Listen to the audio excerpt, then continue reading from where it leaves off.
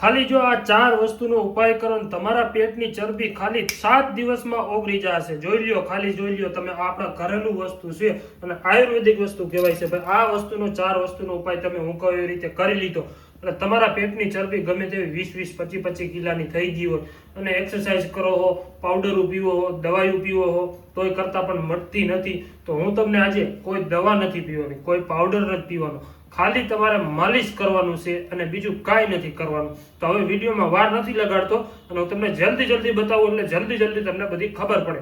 તો જોઈ લો, તમારા ઘરમાં ગમે તે તેલ હોય, આપણે રોટલી કરવામાં હોય છે, શાક કરવામાં તેલ હોય, એ તેલ લઈ લેવાનું અને એક ટોપડી લઈ લેવાનું અને એમાં પછી આ ગરમ કરવા નાખી દેવાનું છે. રેડી? આ ગરમ કરવા નાખી દીધું પછી એની અંદર નાખવાનું છે તમારે, આપણે આવે છે આ લવિંગ. જોઈ લો, આપણા ઘરમાં હોય છે લવિંગ અને આ છે બાદિયા. હવે 2 બાદિયા લેવાના, 4 લવિંગ લેવાના અને 5 લસણની કણી લેવાની. જોઈ લો, આટલું વસ્તુ લેવાનું છે. હવે આ તમારે રહ્યું ને ભાઈ, આ વસ્તુ જોઈ લો, આ લસણને પહેલા નાખી દેવાનું અંદર, જેમ કે હું તમને આવી રીતે કરી નાખું છું. જો આની અંદર નાખી દેવાનું. જોઈ લો, જો આવી રીતે તમારા ભડકો થાય એટલે એ કોઈ વાંધો નથી, એ ખાલી બળશે એટલું, કેમ કે તેલ આવી ગયું છે ફૂલેફૂલ ગરમ. પછી તમારે નાખવાના છે એમાં તીખા. જો આવી રીતે આ 4 મેં તીખા લીધા એટલે જો આ રીતે 4 છે મારી હાથમાં. જોઈ લો, 4 અંદર નાખી દેવાના. પછી નાખી દેવાના બાદિયા. જોઈ લો, અને આ વસ્તુ આમાં તમારે નાખી પછી તમારે આને હલાવવાનું છે. જેવી રીતે કે હું આવી રીતે હલાવું એટલે જોઈ લો, આવી રીતે તમારે હલાવવાનું છે. અને આ તેલને તમારે 1 થી 1.5 મિનિટ સુધી તમારે પકાવવાનું છે. આ તેલ થશે અને આપણે આની માલિશ કરવાની છે. કેવી રીતનું થાય છે એ હું તમને બધું હમણાં દેખાડું. જેમ કે જો અત્યારે તમે લાઈવ જોઈ શકો, જો અત્યારે આમાં હું તમને લાઈવ ડેમો કરીને દેખાડું છું. જો આ બધું વસ્તુ રહ્યું ને આની અંદર તમે એમ સમજો કે શેકાતું હોય એવી રીતે લાગતું હોય છે. આ બધું હોય એવું. જોઈ લો, આમાં અત્યારે મારી પાસે આમ જો અત્યારે તમને દેખાય છે કે આમાં અમને જો ઠરી જાય પછી કમ્પ્લીટ થઈ જાય એટલે હું તમને કરીને દેખાડીશ કે તમારે કેવી રીતે કરવાનું છે. જો આવી રીતે થયું. જોઈ લો, આ બધું આ તમે તો એક વાર નહીં, ખાલી 2 થી 3 વાર લગાડીને ટ્રાય મારશો ને એટલે તમને એમ થઈ જાય કે ના સાચી વાત છે. આ વસ્તુ એટલું ટ્રાય કરવાથી એટલો ફાયદો થાય. જોઈ લો, આમાં જે આ 1-1.5 મિનિટ સુધી તમારે આમને થવા દેવાનું છે. પછી જેમ કે આપણે ધીરે ધીરે થઈ જાય અને એવું હોય તો હાંડસી લઈ તમારે ઉતારી જોઈ લેવાનું કે આનો કલર ચેન્જ થયો કે નથી થયો. જોઈ લો, અને હજી નથી થયો એટલે થોડોક આપણે એને થવા દઈએ. કલર ચેન્જ થઈ જાય એટલે પછી શું છે કે આપણને ખબર પડશે હાવ બરી જાય.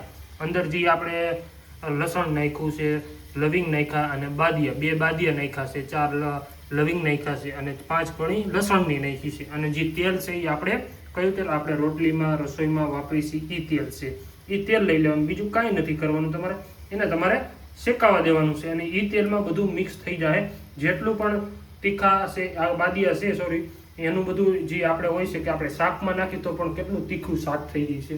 અને લસણનું તો તમને ખબર જ છે મિત્રો કે લસણ રહ્યું એ કેવું હોય છે, હાવ એટલે હાવ સ્ટ્રોંગ આવે. આપણે એક કણી એક પણ ન ખાઈ શકતા હોય. જો હવે આવી રીતે તમારે આ થઈ ગયું.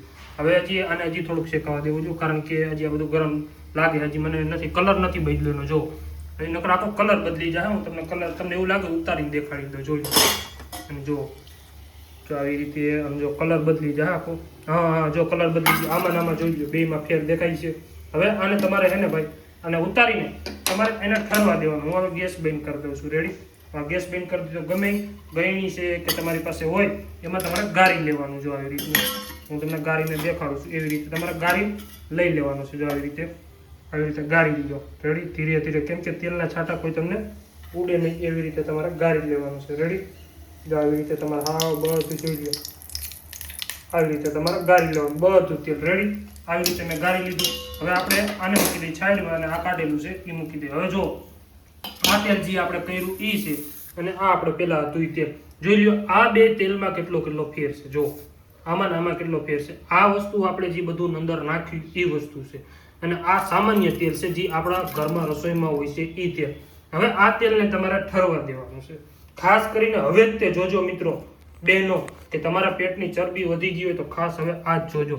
હવે તમારે શું કરવાનું, આ તેલને ઠરવા દેવાનું છે. જો આ છે ગરમ, આવી રીતે તેલ તમારા હાથમાં આવી જાય એટલે આ તેલને તમારા હાથમાં આમ બોરી પછી ગમે જ્યાં તમારે પેટની ચરબી છે, આપણા પેટ હોય એમાં તમારે ચોરવાનું.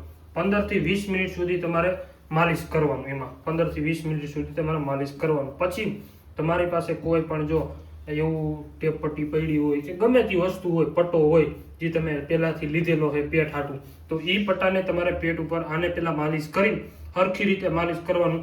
અને આપણે તેલ એટલું જોઈએ કે રહકતું હોવું જોઈએ, એટલે સમજો ને એમાં કે ટીપા ધીરે ધીરે કેમ આમ અડી તો તેલ હાથમાં આવવું જોઈએ, એટલું તમારે તેલ લગાડવાનું. રેડી? પછી તમારા ઘરે પટ્ટો કે ગમે તે હોય અને એનાથી હોય તમે એને બાંધી દો કડક. પછી જોવો તમે આ તમે ડેલી 7 દિવસ સુધી કરો તમે, તમારા પેટની ચરબી ગમે તેવી હશે એની 110% ગેરંટીમાં. આ વસ્તુ મિત્રો આયુર્વેદિકમાં કીધેલું વસ્તુ. જો આ વસ્તુ તમે એકવાર ટ્રાય કરી એટલે તમારા પેટની ગમે એટલી ચરબી હશે એ ઘટી જાય. અને આ વસ્તુ મિત્રો તમે એકવાર જરૂર ટ્રાય કરો એટલે તમને બહુ ફાયદો મળશે. હું તો તમને ગેરંટી એ દઉં છું કે તમે એકવાર તો જરૂર ટ્રાય કરજો. અને મિત્રો ખાસ કરીને તમે અમારો વિડીયો ક્યાંથી જોવો છો એ કોમેન્ટ કરીને જરૂર જણાવજો, કયા ગામથી જોવો છો અને કયા શહેરથી જોવો છો, એટલે બધા લોકોને ખબર પડે કે ભાઈ મને હજી ખબર પડે કે તમે મારો વિડીયો ક્યાંથી જોવો છો. અને મારા વિડીયો તમને સારો લાગતો હોય તો અમારા ચેનલને સબસ્ક્રાઇબ કરી લો. આવા નવા વિડીયો, ઘરેલું વિડીયો અને આયુર્વેદિક વિડીયો હોય છે મિત્રો. આપણા જેટલા વિડીયો આવે છે આયુર્વેદિક હોય છે, કોઈ જાતના નુકસાનદાયક નહીં, તમારા હેલ્ધી માટે હોય છે બધા વિડીયો. એટલે અમારા ચેનલને સબસ્ક્રાઇબ કરી લો અને બીજા લોકોને આવો વિડીયો મોકલી દો, એટલે બધા નવા લોકો આપણી સાથે જોડાઈ શકે. એટલા માટે મળ્યા નવા વિડીયોમાં. જય માતાજી મિત્રો.